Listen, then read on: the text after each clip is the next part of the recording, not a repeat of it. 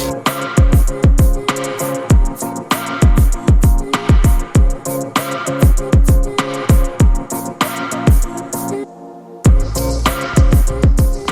Joe, how are you? Doing good, Mark. How about yourself? I'm doing well. I talked to somebody that we both know well, and that's one of our own, Chuck Mullins.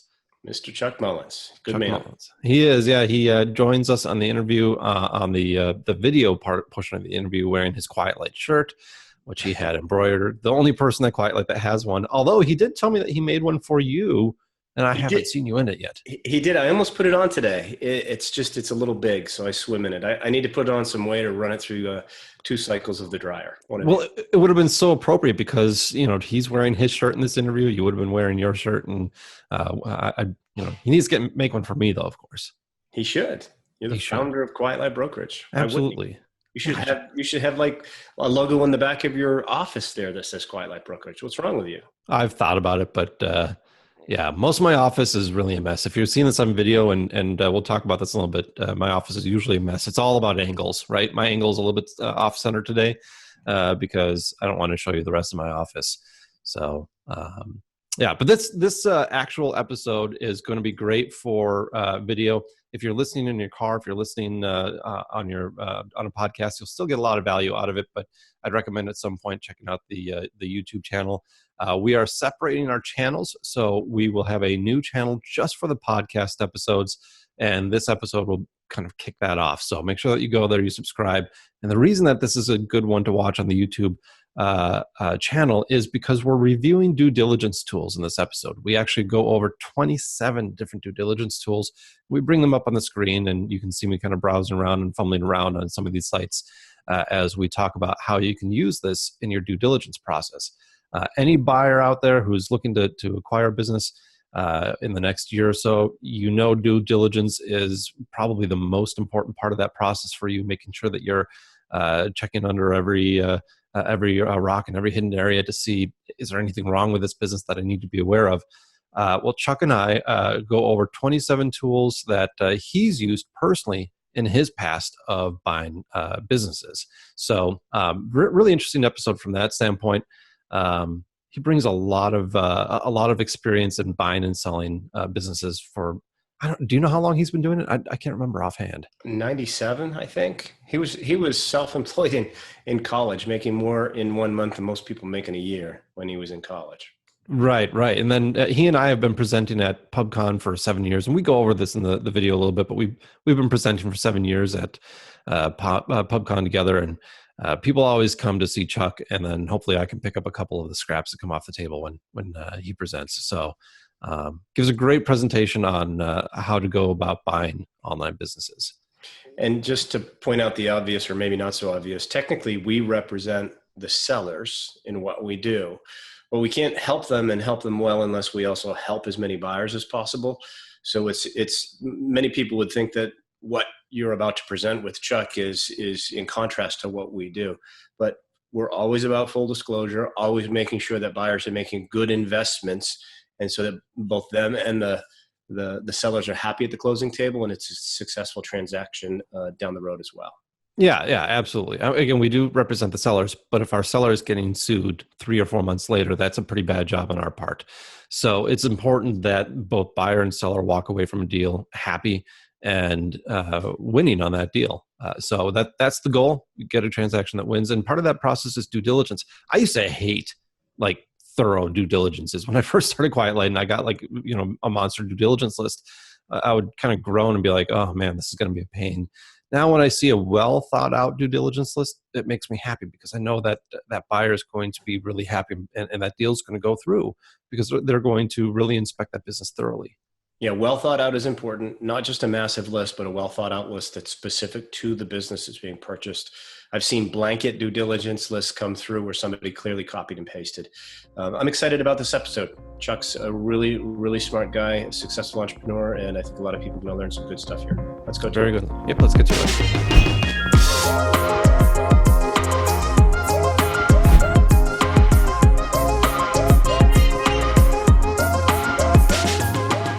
Hey, Chuck, how are you? Doing great. How are you, Mark? I'm good. Thanks for joining me on the call. I see you have your nice Quiet Light shirt on. You're the only one at Quiet Light that has that shirt. That's because I took the initiative to have it made. Right. We'll get them for everybody else eventually. Actually, I think I bought Joe one, but he hasn't worn it. So, Oh, really? yep. I got to start getting on him so he wears them for the podcast. Yeah. Yeah. Yeah. Anyway, so for this podcast, if you guys are listening to this in your car, this would be one of the ones that I would recommend going over to YouTube. We've set up a new channel on YouTube just for the interviews. We're going to put all of our interviews on that channel. I would recommend looking at that because we're going to review a bunch of due diligence tools. A little bit of background between Chuck and myself. Chuck and I have been presenting at PubCon, 7 years, I think? Yeah, I think so. Yeah, very long time. Chuck invited me to speak with him at PubCon a while ago. We've been doing it ever since. We've had other people join us occasionally to talk about buying and selling websites. But he and I have been talking about that. And I typically would talk on the sell side, and Chuck was talking on the buy side. And the result was that more people were interested in what Chuck had to say than what I was ever had to say. So I figured it would be good to have you on here, both so that people can get to know you a bit better, but also to review some of the due diligence tools that you've used in the past in buying online businesses. So let's just do a quick introduction for you as far as your background. What's your background in buying and selling online businesses? So I started my first website back in 1996. It took a few years, made a bunch of money, was in college, just kind of doing really well, and made more money than I was living on. So I started looking at doing various investments. So started looking at real estate, franchises. I was looking at car washes and storage facilities and laundromats, and nothing ever just kind of really worked for me. Or really piqued my interest enough. I dabbled in real estate, but everything just kept kind of drawing me back to the internet business. So then, I had made a few websites that were successful, but I started thinking about, well, what if I could acquire somebody's company and then just build upon that and stand on somebody else's shoulders instead of trying to prove out a model myself, use a model that's been proven by somebody else and then just take all the knowledge I had and the expertise and grow that. So I started doing really well. And at a certain point, I just felt like, presenting at a conference and kind of giving back. And then that's when I reached out to you. And I think one of my initial presentations I gave was with Jason from Quiet Light. And we did it at Affiliate Summit, I don't even know, 8 or 9 years ago. Yeah. And I remember that. I was in the audience for that presentation. And then that was January. I remember it specifically because it was really cold at that conference in Las Vegas. The fountains were frozen when we got out of the hotel. I was kind of surprised about that. So cool. So yeah, you've been doing this presentation for a long time. And I know whenever we do the presentation, when you get to the slide on due diligence tools, all the phones in the room go up to take pictures because people are really interested to know what sort of tools they can use to do due diligence. So we're going to review some of these tools here, as well as talk about some of the principles buyers might want to apply when you're doing your due diligence. As always, we'll just throw out the blanket cover your tail sort of disclaimer here. Due diligence is ultimately a buyer's responsibility. Make sure that you're doing it. Make sure that you are bringing in professionals. What we're going to do is we're going to give some advice and some things that we've seen work, but by all means, this is not complete when you're talking about due diligence. You really need to apply a complete process to the business that you are that you are looking at. So I'm going to share my screen here and open this up, and I'm just going to share the full screen, and hopefully all my notices are shut off so that people don't get those. But can you see that, Chuck? Is that coming up for you? Yeah. All right, good. So here we go. We're going to just get started right away with this list of tools, and I'll be browsing through the websites as you talk about the individual ones. And the first one that we're going to talk about is Centurica, and they're a full-service due diligence firm. They're the only one of the sort that we have on this list. So why don't you talk a little bit about Centurica, what they do, and why they made this list? Sure. So Chris Yates is the owner of Centurica. They've been around for quite a while, and Chris runs a buying and selling website conference called Rhodium, and Rhodium Weekend, I think, is kind of the official name. But I ran into Chris way back when I started to look at buying and selling businesses. He was the first person, as I'm always looking for knowledge, right? Looking to learn more. So I was doing some searches and came across his conference and went to it kind of on a whim because there was no information about the conference because it was the first one that they ever had. So I was like trying to figure it out. And I thought, well, for the money, maybe I'll pick up something. And if not, it's not a total loss because, I'm just going to go to Vegas and hang out. But, Chris was a real smart guy. And I think I was probably the first one to get into his mastermind group. So I'm in a mastermind group with Chris and a bunch of other entrepreneurs. And he does this great due diligence product where he just kind of takes it over from you and will do like a full blown due diligence review on a business that you're going to acquire. And I would never say that you should hand over fully the reins to somebody else to do your due diligence, but you should allow, if you're going to hire somebody, do it in parallel with them. So that way you're just getting, a second, third set of eyes on your due diligence and on the business that you're looking to acquire. So they offer various levels. And so it looks like they've got something from $59 right there, all the way up to, I think, a $5,000 package. That's kind of like a soup to nuts version. So yeah, and just looking through the website, they have a whole team of people here that are associated with them. A lot of these people, you and I know, we know them through Rhodium Weekend and through that mastermind group as well. These are some really smart guys, good guys to be able to just get on the phone with and get their feedback. In fact, I'm seeing a few guys here. Mike Nunez, he's been on the podcast with us before, and super smart guy. A lot of these guys are Peter Kearns is a really good contact as well. These are people that you can arrange calls with and bounce some ideas off of. The amount of money, $5,000. Some people might balk at that sort of price tag, but what do you think? Do you think that's worth spending that much money on a due diligence report?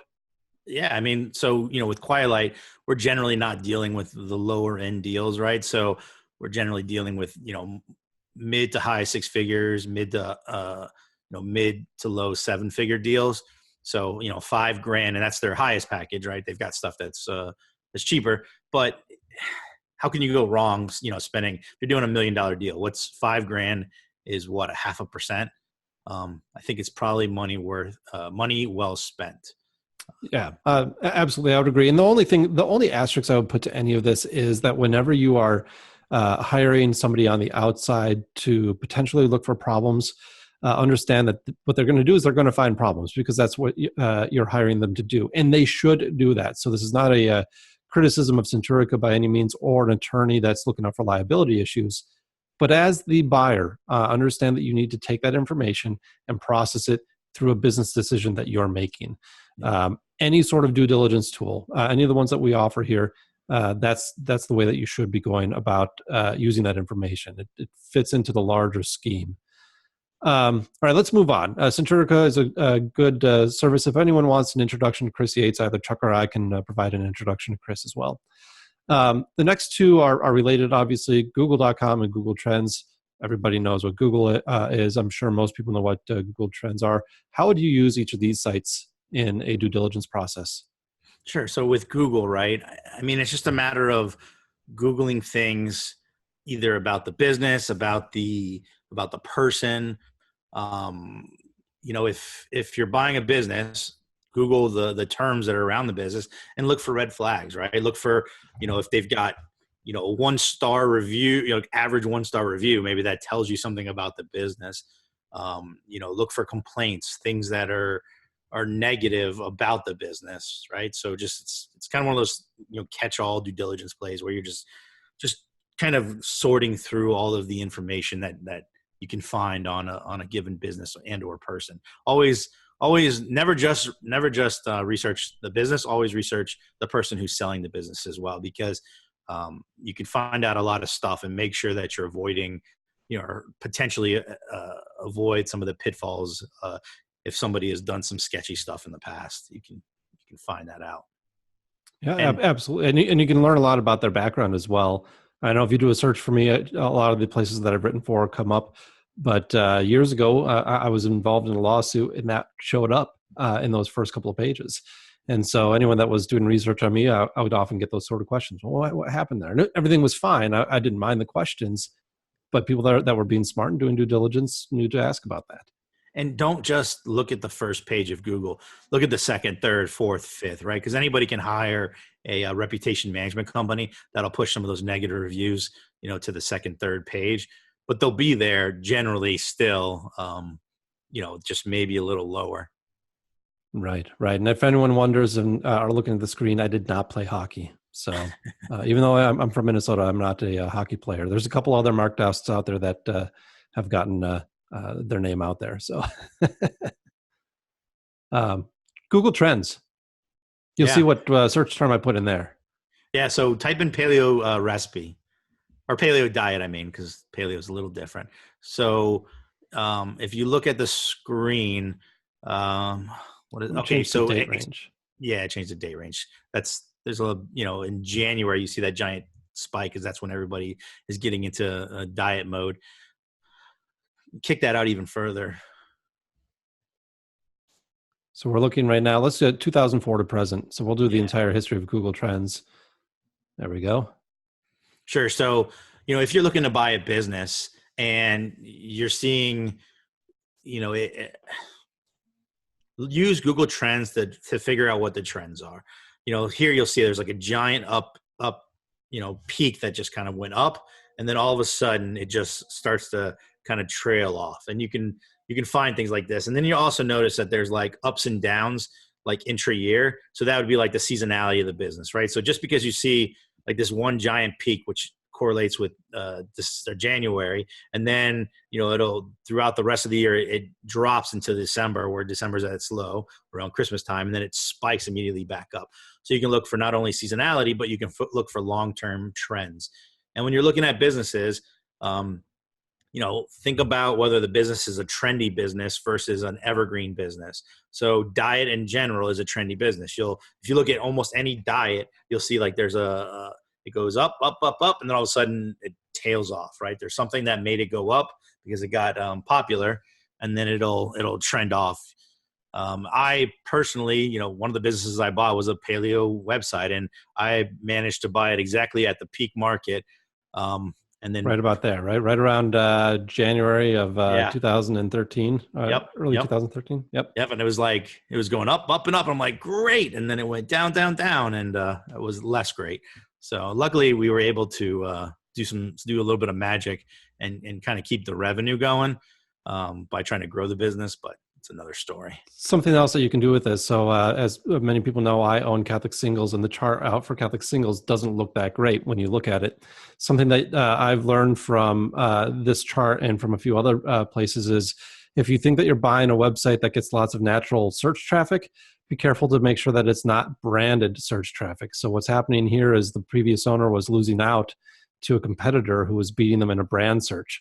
And so the site still gets lots of natural search traffic to a keyword that still has a lot of relevance, but he lost a lot of brand relevance as well. So you can, if it's a large enough property, you can often pick up on brand trends and whether or not you're going to have to compete on that level as well.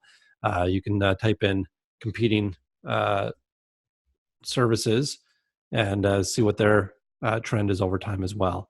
And you can actually compare the two together. So you can see how competition is playing along with maybe what you're looking at acquiring. And then if you scroll down, you can do it by region as well. So what are the countries that something's popular in? So maybe it was a US based company and you see, hey, well, look, it's doing well in Canada, South America, or I guess not in that case, it wasn't South America, but Australia, and I think it was Mexico maybe. So maybe you expand into some of those other countries. Right, exactly. Yeah, Google Trends, lots of good data out there. I would recommend, again, putting in your whatever competitors you know of and comparing the traffic and the trends for the competitors to get a sense for how those are working together. And just kind of one additional point would be Google Trends is the search volume of a specific keyword. So it's not some magic formula. It's how many people are searching for something. So sometimes people search, the way they search for things changes over time.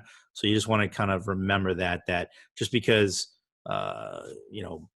people might have been searching for I don't know, blue widgets, but now they're calling it, instead of blue widgets, they're calling it, blue fuzzies, right? So it doesn't always mean that the actual market is declining in it. Sometimes it could just be a change in the way people are searching. Yeah, I think an example of that would be internet marketing has switched over to digital marketing, and so you see the phrase used to refer to something slightly different over time. So that's a good point. All right, let's move off this chart because it's sort of depressing. State business websites. This is one that I haven't really seen people use a whole lot of, but it's a really good idea to use state business websites. Yeah, I mean, it's just the basic of going to whatever state the company is in, doing a search for the business, finding out who the owners are, if there's any kind of red flags that maybe appear in that, just some basic due diligence there. Yeah, this one's not coming up here. But when you do the search, what'll happen is you'll see the records with the state, whether or not they filed in good standing, any other possible red flags that would come up. It's really just checking a box, making sure that everything is on the up and up with that business search. Maybe we can come back to this if that comes up again. Built with is a really cool tool, and it shows all the technologies that a website was built with, right? Yep, absolutely. So if you want to look at like the technology stack, is it your internet out? Nope, I just typed it in wrong. I guess your internet wouldn't be out considering we're. That's right. That's right. Right. So we could take a look to see what Quiet Light Brokerage is built on, and we can see that we have Google conversion tracking. You can see the whole technology stack and all the services that are used. Where this might be useful is if you're looking at the P&L and you don't see subscriptions, but you can see here Drip. That Drip is a subscription-based service. Maybe that's not in their P&L. That would be something to catch and maybe ask them about and find out what's going on there. Maybe they just aren't using it, but still have the code on the website. Absolutely. And, one of the things you want to do as part of getting ready to acquire a site is make sure that you have the people in place to take over any kind of services that you need in advance, right? So if you have no idea how to use Drip and you're purchasing a company, maybe you need to have somebody in place who does know how to use it or request a standard operating procedure so that you can learn how to use it. So I would definitely have a list of like all of the kind of the aspects of the business that you're not proficient at, and make sure that you have people in place that can help you with that, so you can hit the ground running when you do take over the business. It's something that, speaking of drips, I talked to Rob, who sold Drip to Lead Pages a few years ago.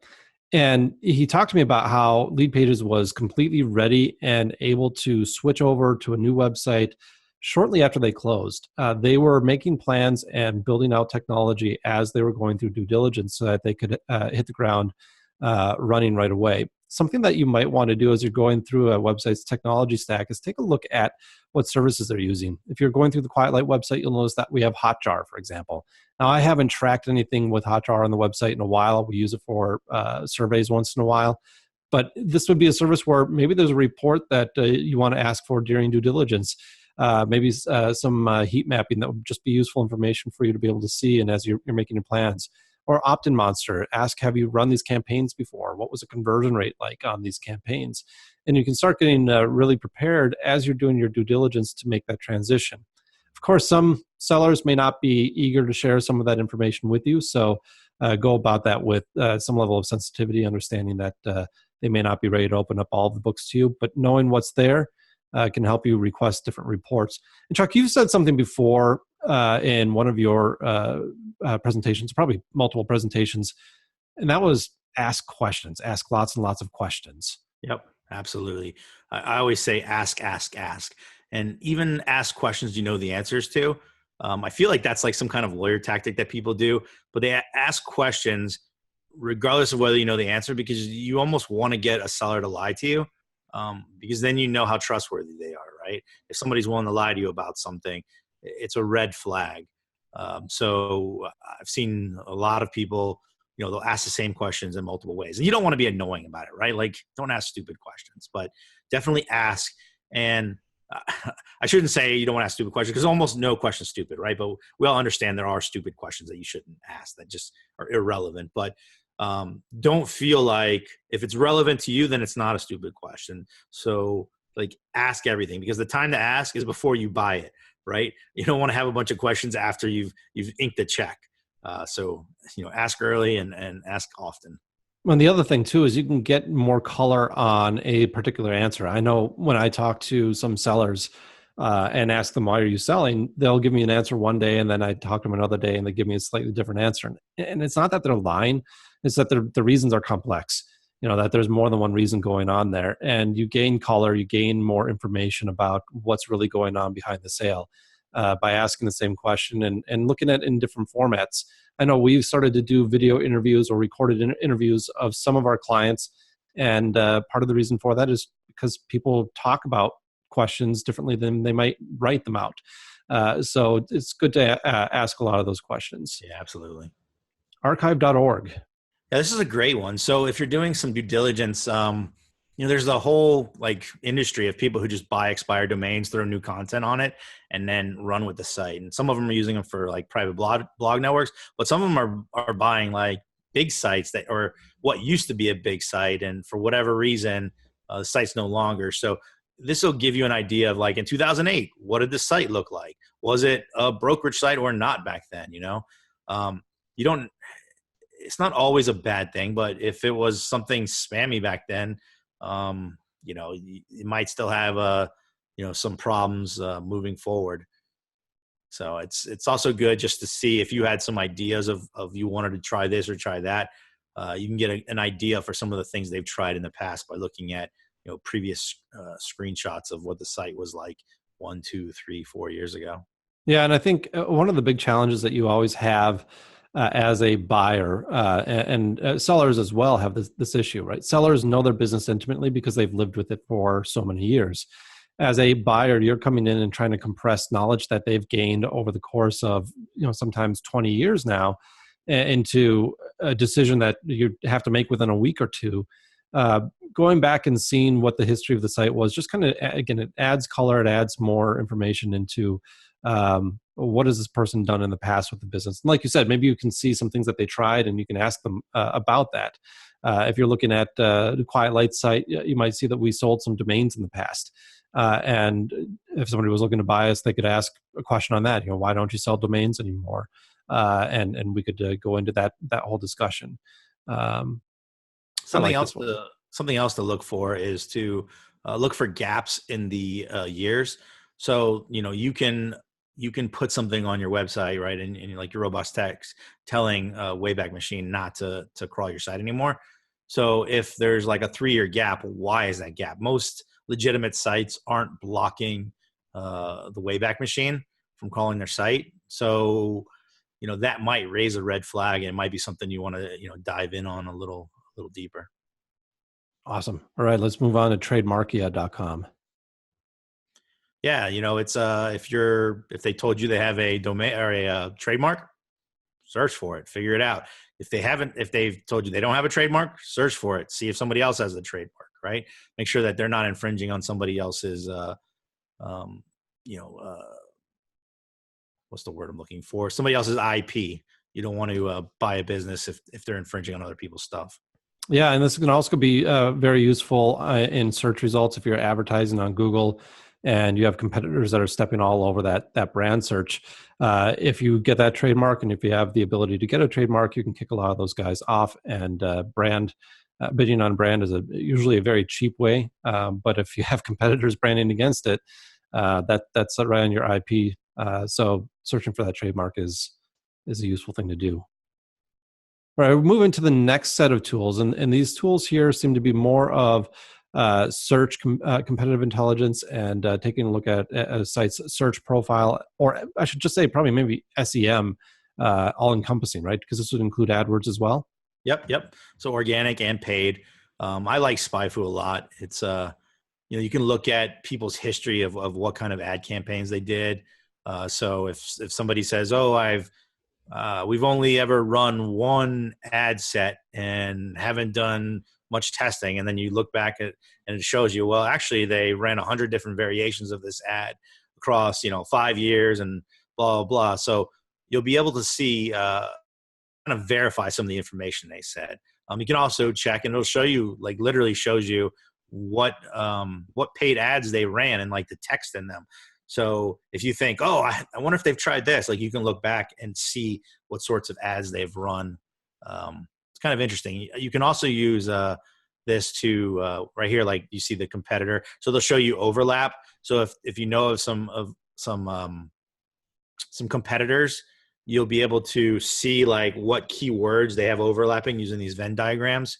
It's some really cool stuff. And then you can look for opportunity for words that they're going after that you're not.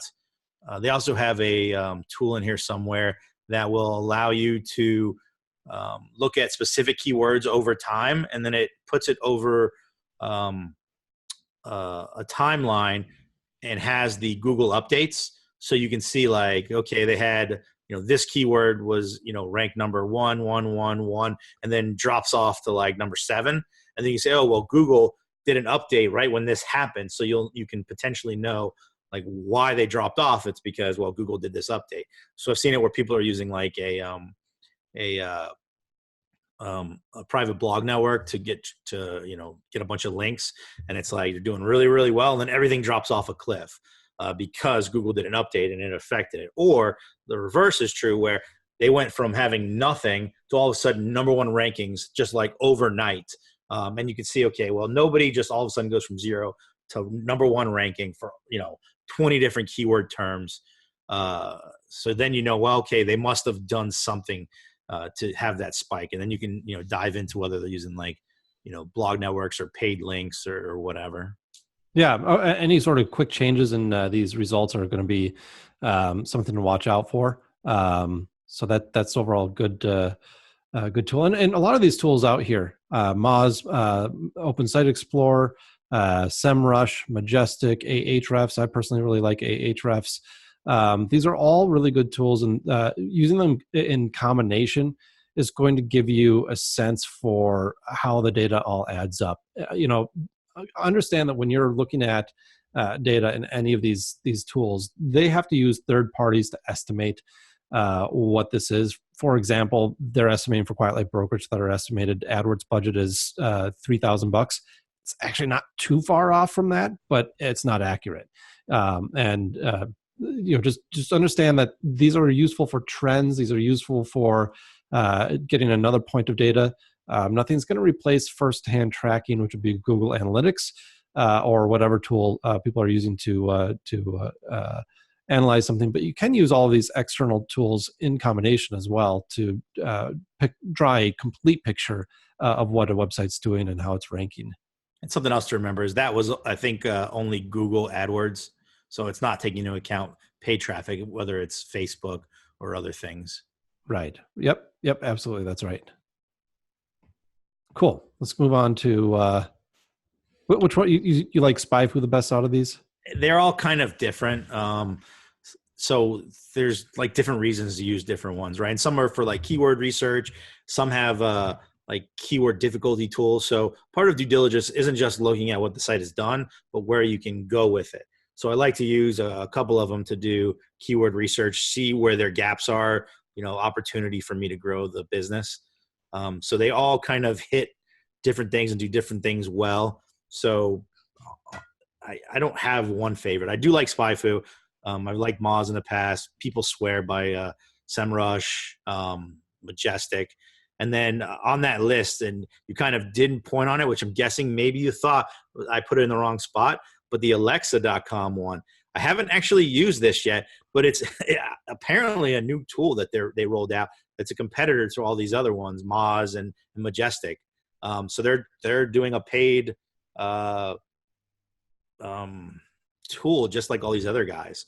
So I haven't really dove into it yet, but it'd be interesting to maybe see how their data looks. Yeah, I actually just saw this the other day and was intrigued by it. I haven't dug into this at all, but you would imagine that Alexa's owned by Amazon. You would imagine that they have some pretty good access to tools to be able to estimate this information with some level of accuracy.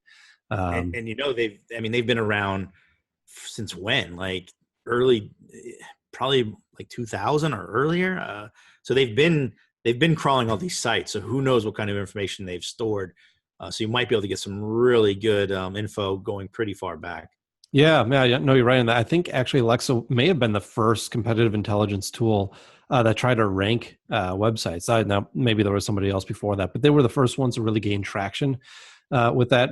For a long time, everybody I knew had their Alexa bar up in their browser, and you could see what a site's Alexa ranking was along with its page rank. Yep. Right, every marketer back in the early 2000s had those two things up in their toolbars. It's funny. So I went to the site the other day, just checking it out and looking for their little site ranking number, and I couldn't find it anywhere. So I'm not sure if they still have it or not. Yeah, I don't know. And I tried to look that up recently as well, and I wasn't able to find it. It was behind actually this paywall, which is how I came across the fact that they're now offering this. Yeah. And it's for a long time, like, right, Google PageRank and the Alexa ranking have been dead. Like, nobody uses those as a real stat anymore. But I just wanted to check it out. Yeah, no, it's always interesting stuff. All right, let's move on to page 2 here. We're going to get into 3 tools here: Screaming Frog, deepcrawl.com, and Copyscape. Sure. What do these tools do? Yeah, the first two are pretty similar to each other. And what they do is you can plug in a domain name and it'll crawl the entire site, and it'll look for all kinds of things like errors or not errors, right? So it can show you just by crawling through the site, it'll crawl every single link on a site from every single page. So it shows you like if there's dead links. So if there's stuff that's going to like 404 pages, errors, 500 errors, it'll show you the redirects. So what I've used it for in the past is, one, finding those dead pages, right, the 404 errors, and then also finding the redirects. And sometimes you'll see like stuff gets layered where it'll be redirected to this page, which was then redirected to this page, which was then redirected to this page. And ultimately what you should be doing is just going back and linking from the first page to the last page and not using all of these bounces, because with each bounce, you have the potentially you're losing some of that authority that's being passed through. Yeah, and there are a few services out there that will do an on-site SEO analysis for you. One that I've used in the past that I'll definitely throw a shout out to would be Orange Fox. Jacob Hagberg has done some reports for Quiet Light Brokerage, and what these services do, and what a lot of these tools do, is what these services will do. They just do it in a nice condensed manner. Is they look for opportunities, and they also look for potential issues. Like you're saying, if there's tons of redirects in there, that's a problem. You're losing out on authority on those pages. Dead pages, 404s, broken images, images without alt tags, accessibility issues. Yep. These are all things that you want to be looking for, not necessarily as like major red flags, buyer beware, but also as opportunities that if you start to fix and clean these things up, there's going to be a natural lift in rankings on a lot of those long tail keywords that maybe you're on page 10 to 20 right now for. Maybe that'll bump you up to the first 10 results. So a way for you just to grow some opportunity. When you're looking at these 3 tools, Chuck, first two, what's that? The first two are very similar, right? Screaming Frog is one that you have on your own computer, and then it uses your internet connection to then crawl the site. Deep Crawl, they're running it from their servers. The Screaming Frog is relatively cheap. I forget the amount, but it's $100, $200 a year. The Deep Crawl one is fairly pricey, so I would always recommend the Screaming Frog, but the other one is a good service as well. Just costs a bit more. So there you go. It's 150 pounds a year. Right. And they do have a free version. I've used the free version. To be honest, it's worth just upgrading to the paid version. The free version will give you just a flavor of what they can do.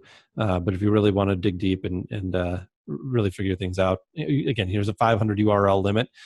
Most websites are going to blow through that 500 URLs because you have all of your images, you have everything else connected with an individual page. So it gets you go through that 500 pretty quickly. Yep. Absolutely. Copyscape is a bit different from these two, though. Yeah, it's different. I threw it kind of with this just because it's one of those things where, again, you're looking for problems. So you type in your domain, and it'll give you a list of places that content may have been stolen from. So kind of similar but different. Right. And this can be useful to see if you have people that are maybe trying to just scrape your pages entirely, or if the page you're looking at for some reason is built on shaky ground. This was something that was used a lot more, probably, I don't know, 5 to 7 years ago.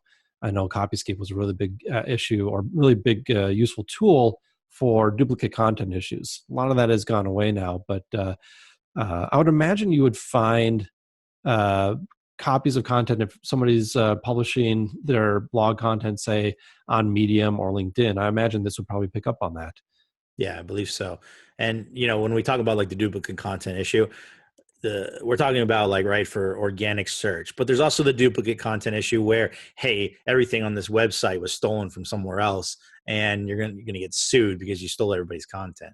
Right. So I would be checking to make sure that people aren't stealing other people's content. So I think that's a good part of due diligence. Yeah, absolutely. All right, public www. This is a tool I have not heard of. Yeah, it's a great tool. It kind of is in the vein of like a Google, right? But what's cool about it is instead of like if I want to search for something on Google, Google looks at what is displayed on the page. Meaning, if I search for Chuck, it's looking for, if somebody were to look at a web page and see the word Chuck on it, then it might come up, right? But with this website, it's actually looking at the source code. So if somebody had a comment that was Chuck, it would potentially come up there. So getting away from the word Chuck, right? It's more for if you want to look at like analytics code, or if you want to find somebody's affiliate ID. So if somebody says, hey, I'm just running AdSense on this site and I don't have it anywhere else, well, you could put in the AdSense number and it'll show you all the sites that are using that same AdSense ID on their website, right? So you can look for, maybe they're doing some competing stuff. Maybe they just, they're driving more income through the AdSense by having the multiple sites versus the one. And it's not complete, right? It's only as much as they crawl. So they're only going to have as much data of the websites they crawl, but you can definitely find some stuff. You can also use it. A little tip here would be, let's say you have an affiliate product you're promoting, right? And you're making some money off of that. And say you found a new product you want to promote and it makes 10 times the amount of money for each one you sell. And you know that like, oh, this product, if I switch it to this one, I'm going to make 10x. Well, you can look for everybody who was promoting this old product and then go and try to acquire those sites and switch them to the new affiliate product and 10x the revenue. So right, a lot of different things you can do with that. And I've heard some people ask about that specifically with affiliate sites. How do I know that this is all coming from the site that I'm buying? And so this would be one tool that you could use. The other thing I could see this being useful for is if you have a tool. This would be a pretty rare case, but if you're buying a business that has a tool that's used on outside websites, WordPress plugin site, WordPress theme site, or any other tool like that, you could start to get some idea as for the installation volume using a tool like this. Yep. All right, spyonweb.com. So similar, right? It's looking for people's AdSense IDs and things like that. It's not as complete. With the other one, you can search for a lot more different types of things, but still a useful tool. Right, and it gives you some interesting information as far as who's also sharing this IP address. DNS servers. So again, it's not a ton of information here, but just coloring it in. And look at this. We have our Alexa rank. There you go. So if you want to find out what the Alexa rank is, just go to Spy on Web, and you can also see the page rank, which is saying quite like brokerage is a question mark for page rank. So that would have been information that would have scared me about 6 or 7 years ago. Yeah. All right, Domain IQ. Yep. So Domain IQ, and then the other two that were listed. These are for finding out information about a domain name, right? So when was it registered? How many times has the DNS changed? Has the ownership changed recently? What other domains are on the same server or same IP block or same IP address? So if you're buying something from somebody and they say this is the only site they have, and then you start looking up and down the IP range, or looking on the server or the same IP, and you see that there's other domain names that are the same thing, and they're not disclosing it to you, that's potentially going to be an issue. You can look up who is the owner. So if like similar registration name or similar email address used to register the domain, it'll show you all of the domains they own that are using that registration information. Now, these are all, for the most part, paid services. So if you want to get like the good data, you got to pay for it. But they do give you a basic level of information for free. Right. I don't think anybody has to use all of these tools. Pick one or two out of each of these categories that you want to use. The only one where I would recommend maybe using multiple ones would be in this search intelligence, the SpyFu, Moz, and SEMrush. Yep. I think it might be worthwhile having upwards of 3, maybe 4, depending on how Alexa turns out, of those services. Because like you said, they all do slightly different things. Well, it's a matter of like what they've indexed, right? So they each have their own crawlers, and none of them are going to crawl exactly the same subset of the internet. So it's just, you're going to find different things by using different ones. Right. And they all have different levels of accuracy. You can see here, domain IQ is showing our Alexa rank to be higher than the last one. So, and also has a few other bits of information that I would say are incorrect. But again, you use these points of data. Not worth $5,000, the appraised value? That was greater. Is it less? It's less than $500. So, and we have more than 24 backlinks.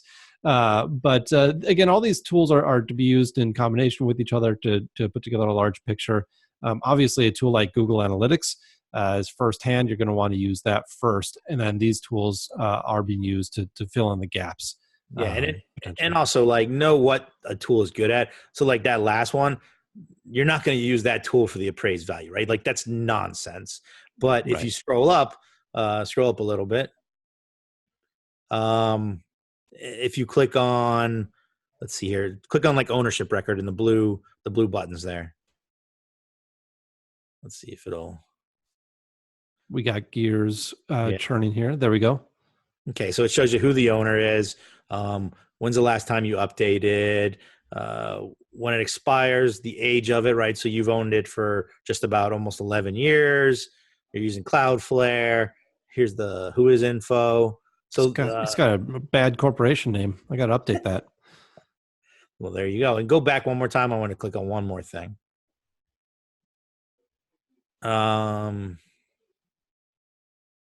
Forget it. All these tools take too long to load up. Let's move on because this one is getting a little bit long. Let's get on to thebancheck.com. Yeah, so this one is and it's not 100%, right? But you can type in an AdSense account and it'll tell you if the AdSense account has been banned. Again, not 100%, but if it says it's banned, that's probably a good indication. I'm sorry, not the AdSense account number, but the actual domain name, right? So if somebody says, oh, I switched monetization methods because I didn't like AdSense and I was making a bunch more money with this.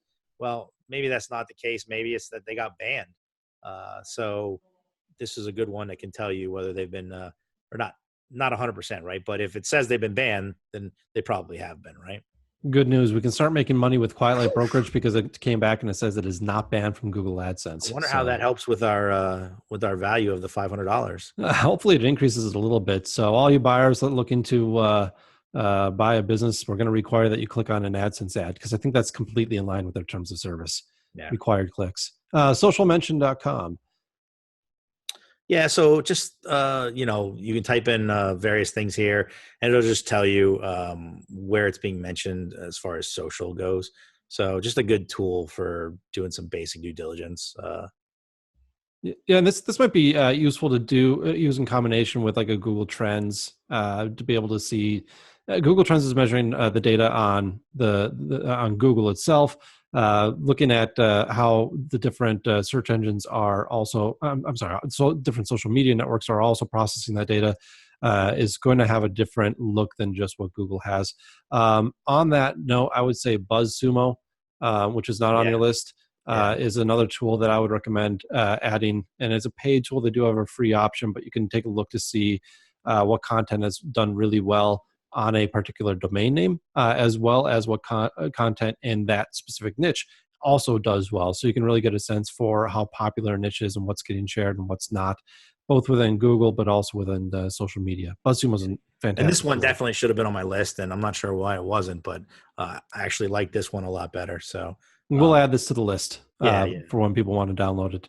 Last one, it would be just going direct to the source of Facebook, LinkedIn, Twitter, et cetera, et cetera. Almost every website these days has presence on all of these social media networks. Visit their individual pages. I assume that's kind of the lesson there. Yeah, and again, with like say like a LinkedIn, right? Looking at the person's profile, looking how many connections they have. Like, are they in a niche where they should have 500 LinkedIn connections and they've only got 3? Maybe that tells you something, right? Or why are they connected with all of these hackers or whatever, right? So it's just a matter of, again, researching the people and not just the business. So I think it's a good tool for researching people.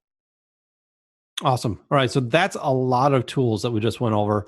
Let's talk just a couple lessons, and we're running pretty long on this podcast. So we'll talk just a couple lessons about due diligence. I'm going to turn off the screen sharing here. Oops, not new share. Turn off the screen share. And talk a couple lessons about due diligence. What would you say for somebody who's going about due diligence the first time? What couple of lessons would you say that, or principles should they really use in their due diligence efforts? So I think one of the biggest things is, first and foremost, you don't know what you don't know. All right. So having people to help advise you on what to search for and what to look for can be critical. So don't just think you know everything, because none of us know everything, especially when it comes to the different tricks and tactics people can employ to inflate their numbers and what they're doing. What else? Do you have any that you would suggest? I would. So on that note, obviously bring in people like an attorney, bring in an accountant. As I said before, though, be careful when you do so, because they are being brought in with a specific purpose in mind. They're being brought in to look for liabilities. They're being brought in to look for problems. And you are the business owner trying to make a business decision. Your accountant is trying to make an accountant decision. Your lawyer is trying to make a legal decision. And so you have to take their advice and put it into a broader framework of, is this a good business choice for you? Use their bits of data as single points of data and create a whole picture with that. The other thing that you said, we already covered this once, ask. Don't be afraid to ask for questions. And then the third thing that I would recommend is keep good records of what you have looked at. I know when I'm working through a due diligence with a client, if a buyer comes back and asks for the same documents that they may have already received earlier on, it's extremely annoying for a seller who doesn't understand why they even needed it in the first place. And a lot of sellers get skeptical of buyers. They think this person isn't really serious about it. They're just looking and fishing for information. And if you end up asking for the same documents 3 or 4 times, even twice, it starts to grow those seeds of doubt into bigger than just seeds. And it can cause a lot of problems for you later on. So be organized in your due diligence, just as you want your seller to be organized and giving you documentation so that you know what you have. And work off a checklist would be the last thing that I would suggest, but don't be afraid to add to that checklist as you go through. Sure. And something else I would add, kind of similar to what you're talking about, a little different, is with a seller, they're interested in knowing that you're going to do well with their business. And whether you realize it or not, the questions you ask them are important to them almost always. So if you're not asking good questions, they're going to think that you're not serious or that you're not going to do well with their business. And we often see that buyer or sellers won't always sell to the person who offers the most money. Oftentimes they're selling to the person they think is going to do best with their business, or somebody that they like. And I see it time and time again. Recently we had a nice 7-figure deal I was working with, and every time we get off the call, I do a wrap-up call with the seller. Okay, what did you think? And they're like, well, that person didn't ask any good questions. Like, I don't want to sell my business to them. So make sure that you're doing some due diligence up front. You're looking into these things, and you have good questions that you're asking that are relevant to the business. Yeah, absolutely. Doing that research ahead of time, not wasting the seller's time on the conference call is important. A lot of these sellers, when they go to sell their business, within that first week, they're going to do half a dozen to a dozen conference calls, and it's exhausting to do. So if they get on a call and somebody's asking the question that was covered right up front, that there's a good place to ask questions that have already been answered.